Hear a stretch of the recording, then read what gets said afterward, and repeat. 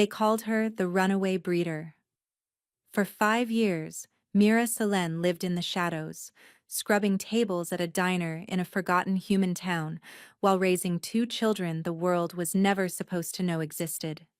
She had fled the Crimson Veil Pack on the bloodiest night of her life, pregnant and broken, with nothing but the clothes on her back and a secret growing in her womb.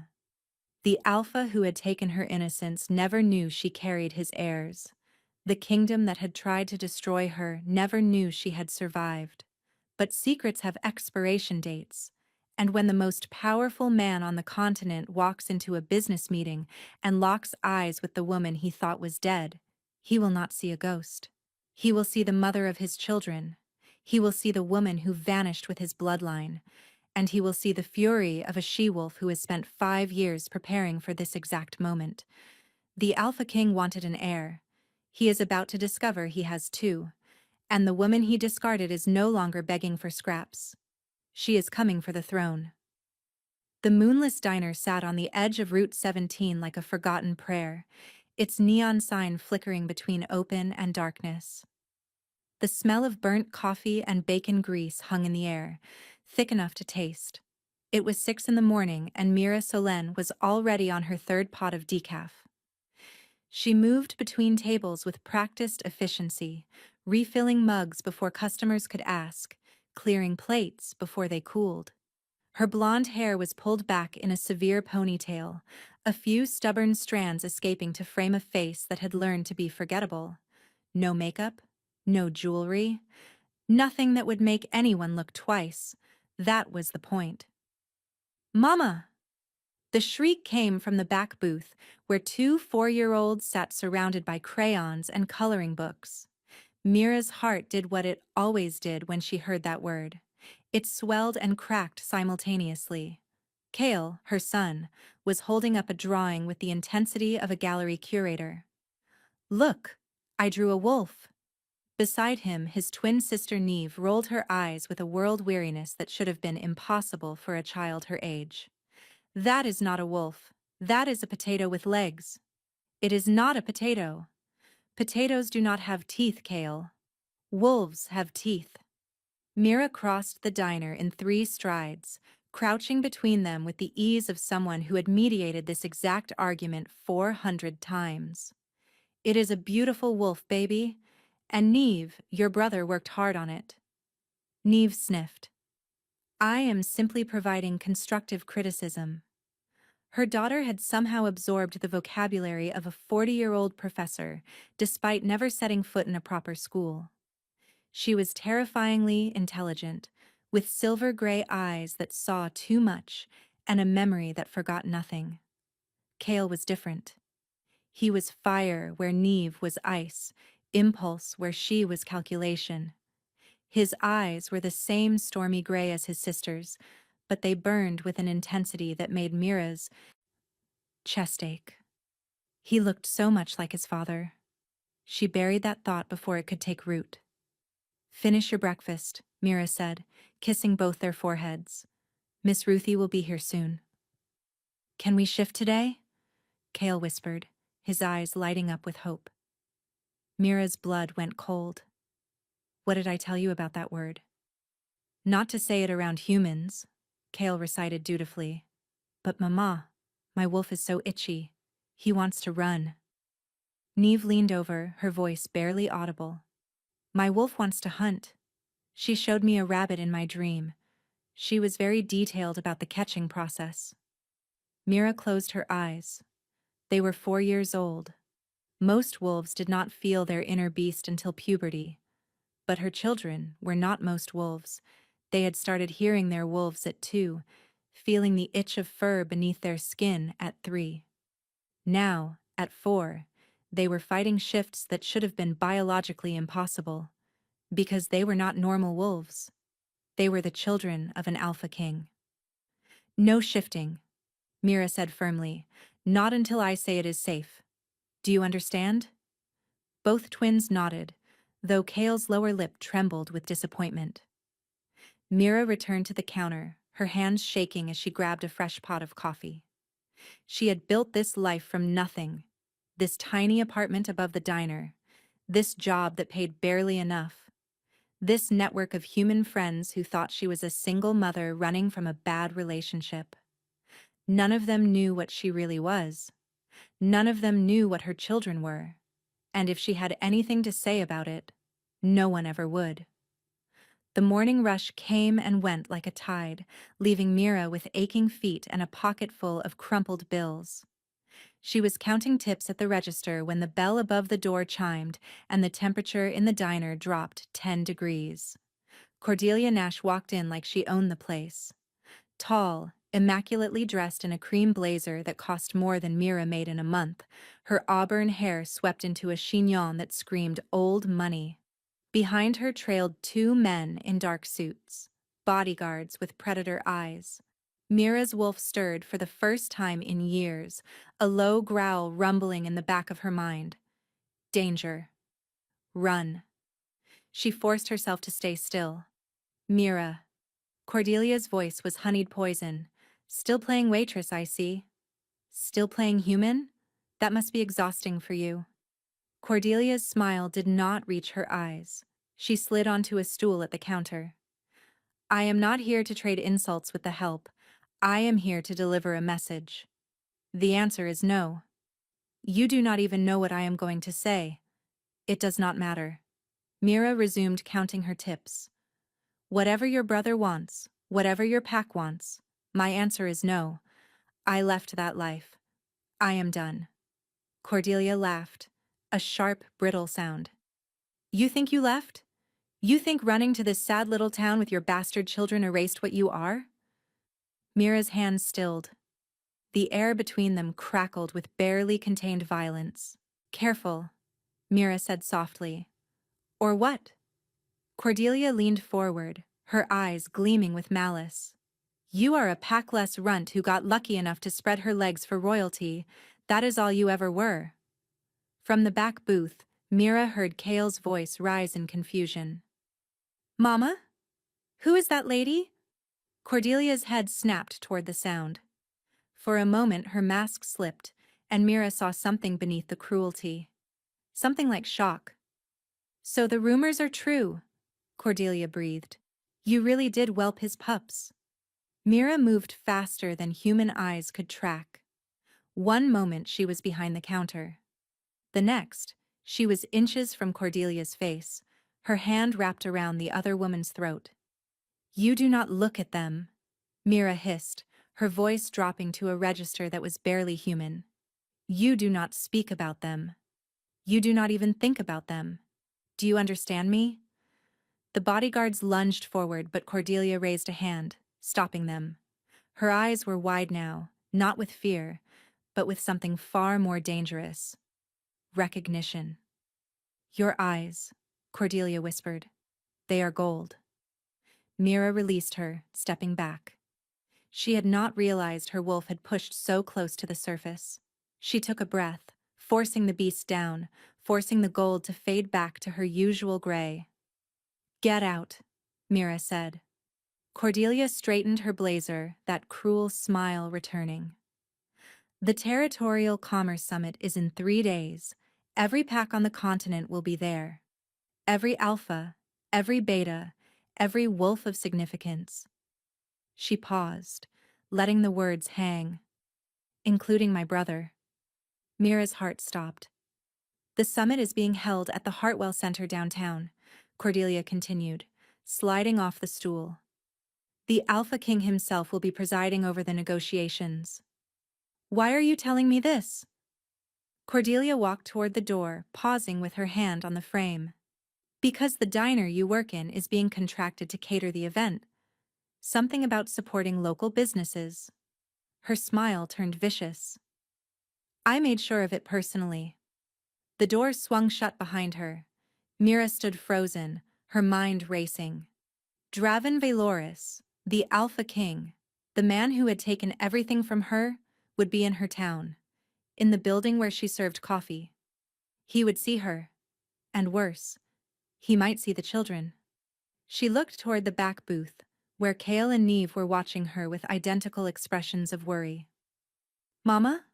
Neve asked, her voice small. "Who was that bad lady?" Mira crossed the diner, gathering both children into her arms.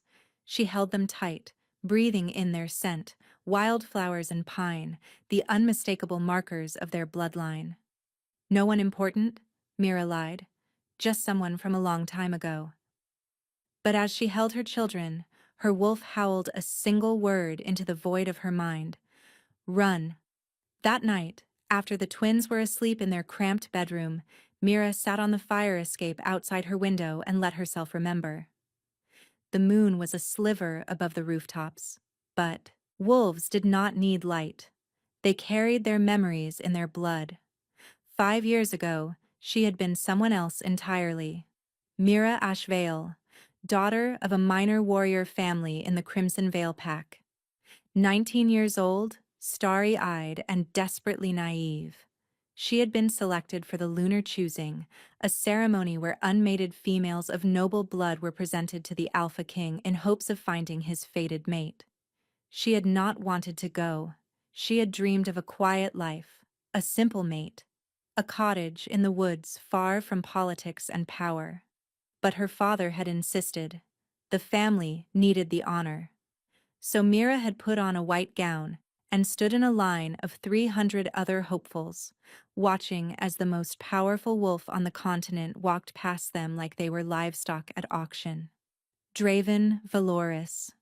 Even now, the memory of him made her body ache with conflicting impulses. He had been magnificent. Dark hair that fell across a face carved from shadows, eyes the color of frozen steel, a jaw that could have been chiseled from marble. He moved with the lazy confidence of a predator who had never encountered a threat he could not destroy. He had passed by every other female without a second glance. And then he had stopped in front of Mira. She remembered the way his nostrils flared, the way his pupils dilated, the way his hand shot out and grabbed her wrist with a grip that bordered on painful. "Mate," he had growled, the word ripping from his throat like a confession and a curse. The bond had slammed into her like a physical force, stealing her breath, setting her blood on fire. In that moment, she had belonged to him completely. Body, soul, wolf, everything. For 3 months she had lived in his palace as his intended Luna. 3 months of stolen moments and whispered promises.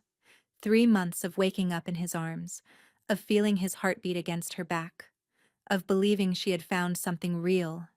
He had been different with her, softer. He laughed at her jokes, listened to her opinions, and defended her against the courtiers who looked down on her common blood.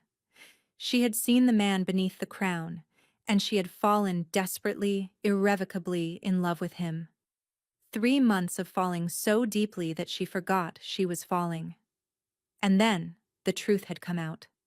The night of the blood moon ball. She had been wearing a crimson gown, finally feeling like she belonged in his world. She had descended the grand staircase, eager to share the news she had just confirmed with the palace healer. She was pregnant. They were going to have a child. She had found him in the garden, beneath the weeping willows, wrapped around another woman. Not just any woman. Seraphine Morcant, his advisor, his childhood friend. The woman everyone had expected him to choose before Mira's existence had complicated things. Mira had stood frozen, watching as Draven kissed another woman with the same intensity he had kissed her. And then Seraphine had looked up, locked eyes with Mira, across the garden, and smiled. That smile had said everything. You were a distraction, a biological inconvenience. But I am the one he truly wants. Mira had run. She did not remember how she made it back to her chambers. She only remembered the hollow feeling in her chest, the bond screaming in agony. She had been packing her things when the guards arrived. "The Alpha King requests your presence in the throne room." Mira had gone, numb and shaking, hoping against hope for an explanation. Instead, she had walked into a room full of courtiers and witnessed her own execution. Draven had stood on the dais, Seraphine at his side, and announced that the mate bond had been an error. that his wolf had been confused, that she was not fit to be Luna. He had looked at her with those frozen eyes and said the words that had shattered her soul. I, Draven Valoris, Alpha King of the Seven Territories, reject you, Mira Ashvale, as my mate and Luna. You are hereby banished from Crimson Vale territory. Any attempt to return will be met with death. The bond had snapped. Mira had felt it like a physical tearing, like someone had reached into her chest and ripped out her heart with bare hands. She had collapsed on the throne room floor, screaming, while 500 witnesses watched. The pain was indescribable. It felt like dying. It felt worse than dying. No one helped her. No one stopped the guards when they dragged her out. No one cared when they threw her beyond the pack borders with nothing but the clothes on her back, still bleeding from where she had clawed at her own chest trying to stop the agony.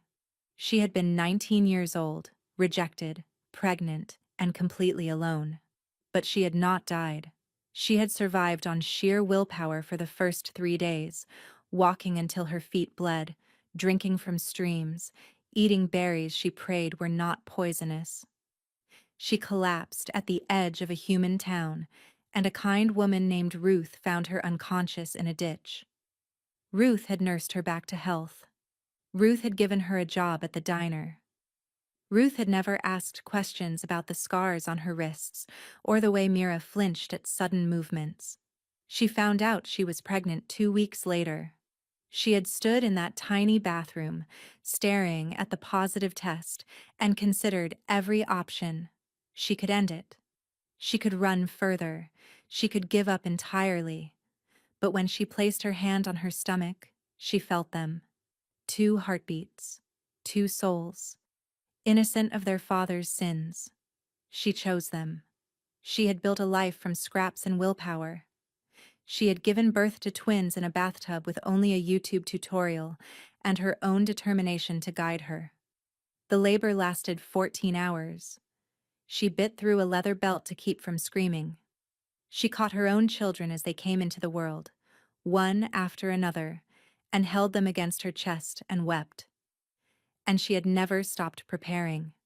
Every night after the children slept, Mira trained. She ran through the woods until her lungs burned. She practiced combat forms she had learned from her warrior father. She studied pack law, trade agreements, and territorial disputes. She made herself stronger, smarter, and more dangerous. Because she had always known this day would come. When it did, she would not be the broken girl he had thrown away. She would be the woman who would bring his entire kingdom to its knees. The Hartwell Center was a cathedral of glass and steel, rising from downtown like a monument to human ambition. Mira had passed it 1,000 times without ever setting foot inside. Now, dressed in the black uniform of the catering staff, she was walking through its marble lobby with a tray of champagne flutes balanced on her palm. 3 days had passed like 3 hours. She had tried to find a way out. She had called in sick, claimed a family emergency, even offered to pay another server triple wages to take her shift. But Cordelia had been thorough. The catering company had been explicitly instructed that Mira Selene was required for the event. No substitutions. It was a trap, and Mira had walked into it with her eyes open. The twins were safe. She had sent them to stay with Ruth, the elderly human woman who babysat them, with strict instructions not to open the door for anyone. The grand ballroom was overwhelming. Crystal chandeliers cast fractured rainbows across a crowd of 500 wolves dressed in designer suits and couture gowns. The air was thick with pheromones, cedar, smoke, musk, rain, the scent signatures of a dozen different packs. Mira kept her head down. 2 hours. Serve the drinks, avoid eye contact, get out. She was refilling a tray at the service station when she heard the trumpets. Not literal trumpets. But the sudden hush that fell over the ballroom had the same effect. 500 conversations died simultaneously. Mira did not want to look. She looked anyway. Draven Valoris walked into the ballroom like he owned not just the room, but the air inside it. 5 years had changed him. He was broader now, harder. The softness of youth carved away to reveal something brutal and magnificent beneath. His dark hair was swept back from a face that had become a weapon, all sharp angles and shadows, dominated by eyes the color of a winter storm. He looked like a god. He looked like a nightmare. At his side walked Seraphine Morcant, her hand possessively curled around his arm. She was stunning in emerald silk, her smile sharp enough to draw blood. They looked perfect together. For an hour, Mira stayed invisible. She served drinks, cleared plates, counted minutes until escape. And then Cordelia found her. "There you are." The Alpha King's sister appeared at Mira's elbow. "The Alpha King has requested a specific vintage from the private reserve. You will deliver it to the head table personally." Mira's blood turned to ice. "Send someone else." "He asked for you specifically." Cordelia pressed a bottle into Mira's hands, steering her toward the dais. "Smile. You are about to have a reunion." The walk to the head table took an eternity. She reached the table. She kept her eyes on the floor. "Your wine, Alpha King." She set the bottle down with hands that barely trembled. She turned to leave. "Wait." The voice cut through her like a blade forged in ice. Mira froze. "Look at me." It was not a request. It was a command, laden with the weight of an alpha's authority. Her wolf responded before her mind could resist, and her head lifted against her will. Their eyes met. For a moment, the entire world contracted to a single point. Gray storm meeting gray storm. 5 years of distance collapsing into nothing. Draven's face went white. His wineglass slipped from his fingers, shattering against the table, and red liquid spreading like blood across the white linen. He stood up so abruptly his chair crashed backward. "Mira." Her name came out strangled, broken, like he was choking on a ghost. The entire room was staring now. 500 wolves, frozen in place, watching their Alpha King look at a servant like she had risen from the grave.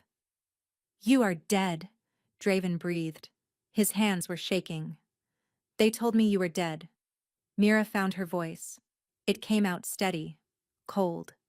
"They lied." She turned and walked away. She made it 3 steps before his hand closed around her wrist. The contact was electric. The bond, the broken, shattered, supposedly severed bond, roared to life like a wildfire. Mira gasped, her knees buckling. Draven caught her, pulling her against his chest. 5 years, he growled. 5 years I thought you were dead. Let go of me. She shoved against his chest with strength that should have been impossible for someone her size. Draven stumbled backward, shock written across his features. Mira's eyes were glowing gold. The crowd gasped. Whispers erupted like wildfire. A servant with golden eyes. A supposed Omega displaying the mark of an Alpha.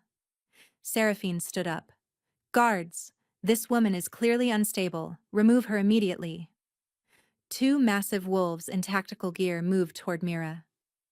"Touch her," Draven snarled, spinning to face them, "and I will rip out your throats." The guards froze. The room held its breath. And then, from the back of the ballroom, a small voice shattered everything. "Mama!" Mira's heart stopped. She turned slowly, horror flooding her veins like poison. Kale and Neve were standing in the entrance of the ballroom, their tiny hands clasped together, their silver-gray eyes wide with fear. Behind them stood Ruth, pale and trembling. "They got away from me," Ruth called out, her voice cracking. "They said they could feel you. They said you were scared." The twins spotted Mira across the room. Their faces lit up with relief. And then they ran. They ran straight through the crowd of 500 wolves, weaving between legs and gowns, moving with a speed that was not human, not normal, and not possible for 4-year-old children. They reached Mira and slammed into her legs, clinging to her with desperate strength. We felt you, Mama, Neve said, her voice trembling. Your heart was hurting. We had to come. We had to protect you, Kale added, his small chin lifted in defiance. That is what Pack does. Every wolf in the room was staring at the twins. Every wolf could see their silver-gray eyes, their aristocratic features, and the unmistakable aura of power radiating from their tiny bodies, and every wolf could scent the truth. Pine and winter rain, frost and iron, the exact scent signature of the Vailaris bloodline. Draven stepped forward, his face a mask of incomprehension. He stared at the children. He stared at their eyes. His eyes, reflected in miniature. Mira. His voice was barely a whisper. Who are they? Mira stood up, keeping the twins pressed against her legs, one hand on each of their heads. She looked at the man who had destroyed her, the man who had thrown her away like garbage, the man who had never known, would never have known, if Cordelia had not forced this moment. Their names are Kale and Neve, Mira said, her voice ringing through the silent ballroom. They are 4 years old. She paused, letting the math do its work. And they are yours. The Alpha King's legs gave out. He collapsed to his knees on the marble floor, his eyes locked on the children, his face shattered into 1,000 pieces. The entire court watched their unbreakable king break. The silence lasted 3 heartbeats. Then chaos erupted. Seraphine screamed something about lies and deception. Cordelia's face had gone from triumphant to terrified. The crowd surged with whispers, accusations, demands for explanation. But Draven heard none of it. He was still on his knees, staring at the twins like they were a mirage. 4 years old. They are 4 years old. Do not touch them. Mira's growl was pure wolf. Mira, please. You lost the right to please me the night you stood in front of your entire court and told them our bond was an error. That is not what happened. I was there. Mira's voice rose, cracking with 5 years of suppressed anguish. I felt our bond shatter while you stood next to her. The twins were pressing closer to Mira's legs. Kale's hands were glowing faintly, a shimmer of heat. Mama? Neve whispered. The angry man is making you sad. Seraphine finally found her voice. This is absurd. We have no proof these children are even his... Finish that sentence, Mira interrupted, her voice dropping to a deadly whisper. And I will tear out your tongue. I am afraid leaving is not possible. The new voice came from the entrance. A woman strode into the ballroom, flanked by guards in white uniforms. She was ancient, her face a map of wrinkles, her silver hair bound in elaborate braids, but her eyes were sharp as daggers, and the aura radiating from her made several wolves drop to one knee instinctively. Grand Elder Thessaly, Draven breathed, the matriarch of the High Council, the oldest living wolf on the continent. Thessaly approached the group, her gaze sweeping over Mira, the twins, and the shell-shocked Alpha King. I felt the disturbance from 3 territories away, she said calmly. 2 unmated Alpha signatures appearing from nowhere, both carrying the Vailoris bloodline. Her eyes landed on Kale and Neve. These children are not ordinary wolves. They are 4 years old, Mira said, and already manifesting alpha auras. Do you understand how impossible that is? Thessaly turned to face the crowd. By the laws of the 7 territories, any child of royal blood must be formally recognized and tested for succession rights. The mother cannot refuse. If you flee, Thessaly continued, you will be declared rogue. Your children will be hunted. Is that the life you want for them? Mira looked at her children's trusting faces. She could not run forever. Fine, Mira said. We stay. For now. She pointed at Draven.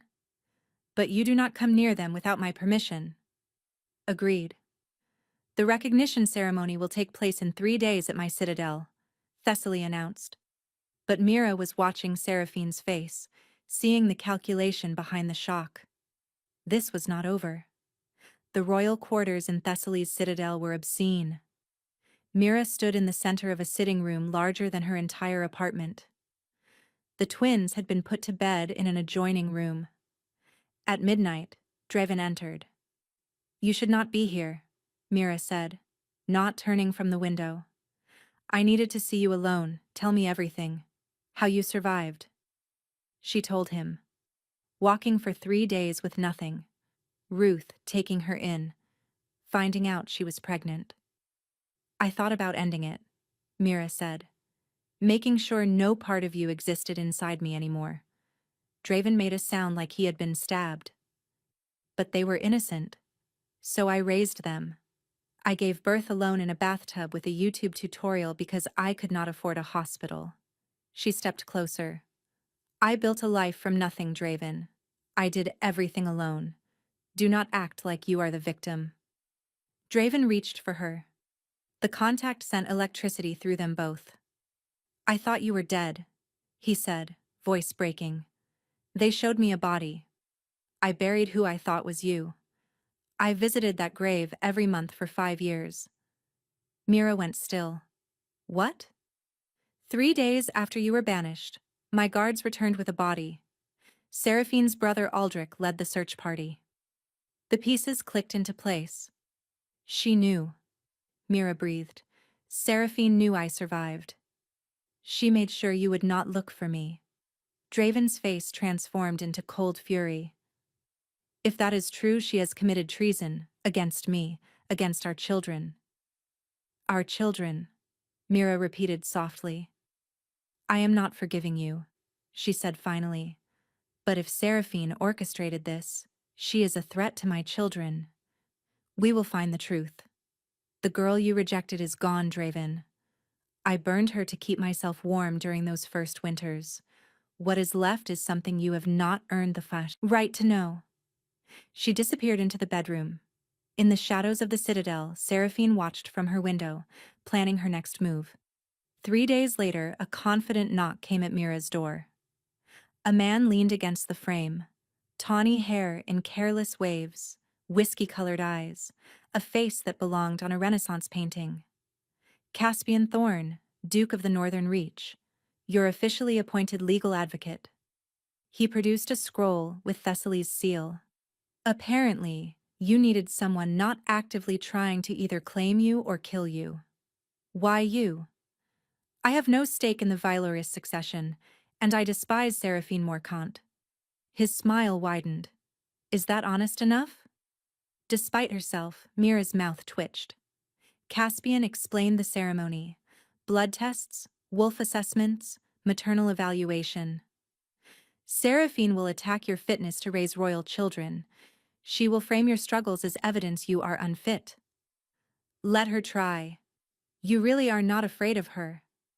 "I stopped being afraid the night I gave birth alone. Fear is a luxury for people who have something left to lose." 2 hours later, Mira entered the Hall of Ascension in a midnight blue gown. 7 thrones ringed the room. Hundreds of witnesses filled the gallery. At the center stood Draven in ceremonial black. Beside him, Seraphine in crimson silk. Mira walked to the center with her children. "Grand Elder Thessaly, I present my children, Kale and Neve, for recognition." Thessaly rose. "Let the ceremony begin." Blood was drawn, results announced with shock. "These children register higher than any heirs in recorded history," Elder Mathis announced. "Higher even than the Alpha King himself at their age." The twins stood calmly. When seers attempted to touch their wolves, both children growled in perfect unison. "Protective or unstable?" Seraphine interjected. "Perhaps the children have inherited their mother's temperament." "My temperament kept them alive for 4 years without resources or support. What has your temperament accomplished, Lady Morcant? Besides failing to produce a single heir?" Seraphine stepped forward with a scroll. "Mira Ashvale was banished for conduct unbecoming a Luna. She exposed her children to poverty." "I have a question," Mira interrupted. How did Lady Morcant gather such detailed information about a woman she believed dead? That level of detail requires long-term surveillance. I have evidence, Caspian announced, stepping forward. Bank records showing monthly payments from the Morcant estate to a private investigation firm beginning 1 month after Mira's supposed death. The gallery exploded. You knew! Draven's voice cut through like a blade.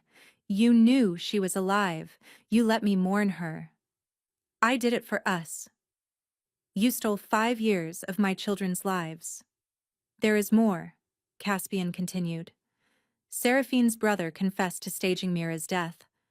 The body was a murdered rogue. Thessaly rose.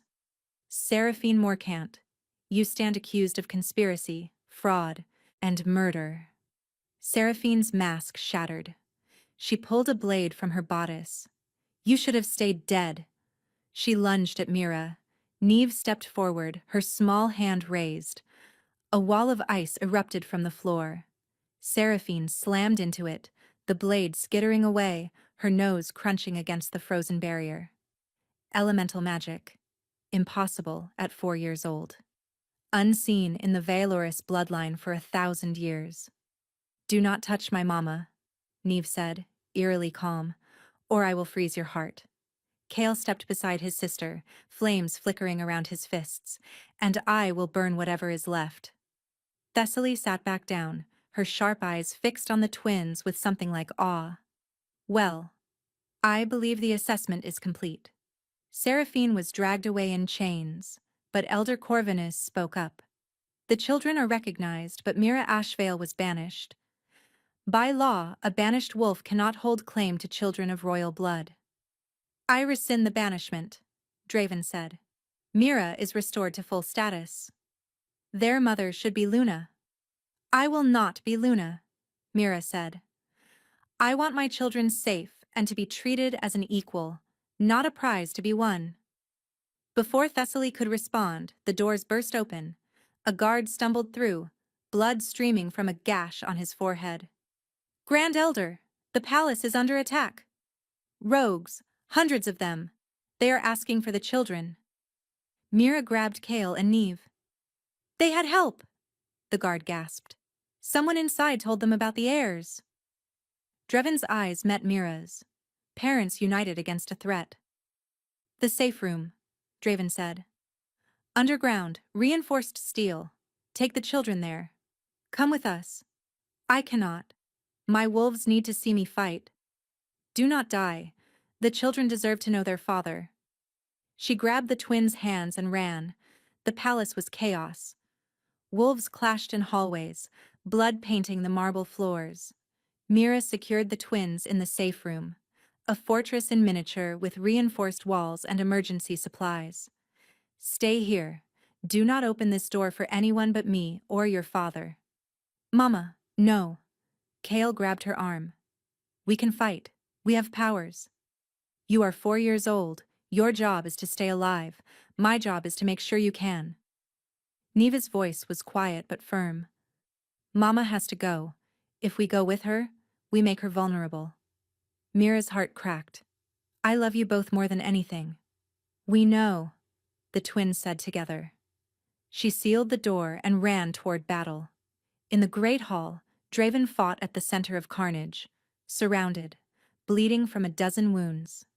And standing on the raised dais, watching with cold satisfaction, was a figure Mira did not recognize. He was skeletal, with skin so pale it seemed translucent. His eyes were empty pits of darkness.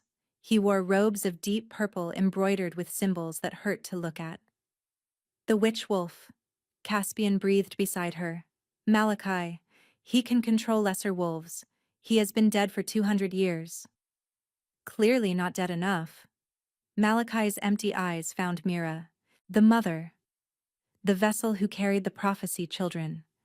The twins are the dual flame. The first alpha twins in 1,000 years. Whoever controls them controls the fate of all wolfkind. No one controls my children. Malachi raised his hand. Every rogue stopped fighting and advanced on Draven. Kill the king. Bring me the mother alive. Mira did not think. She acted. She drew on the power she had buried for 5 years, the golden fire that lived in her blood, the legacy she had hidden from everyone, including herself. Her eyes blazed gold. Her body erupted with light so bright several wolves in the hall had to shield their eyes, and she let her wolf out completely for the first time since her children were born. The shift was not painful. It was glorious. It was freedom. Mira's wolf was not ordinary. She was massive, nearly as large as Draven's alpha form, with fur the color of burnished gold and eyes like twin suns. She was not a common Omega's wolf. She was something ancient, something powerful, something that had been sleeping in the Ashvale bloodline for generations, waiting for the right moment to wake. She threw back her head and howled. The sound shattered Malachi's control. The rogues stumbled, the connection to their master severed by the sheer force of her will. She launched herself at the dais, her jaws closing around Malachi's arm. "Impossible!" he screamed. "You are an Omega!" She bit down harder. He had threatened her children. Draven's sword took his head off.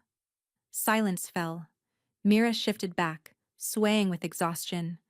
Draven draped his coat around her. "You saved my life," he said. "I saved my children's father." But she felt it, the broken bond between them, stirring like embers refusing to die.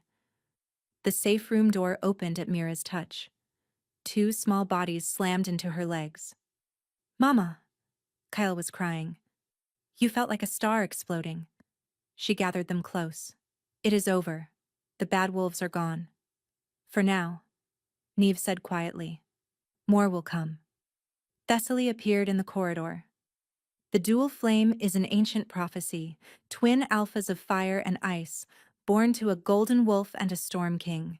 They can either unite all wolf kind or destroy it. "My children are 4 years old. They are not prophecies." Draven appeared in the doorway. "I have failed you in every way a mate can fail. I will not fail our children." He dropped to one knee before the twins. "Kyle, Neve, I am your father. I am asking for the chance to be part of your lives." Neve stepped forward. "You made Mama cry. For years we heard her.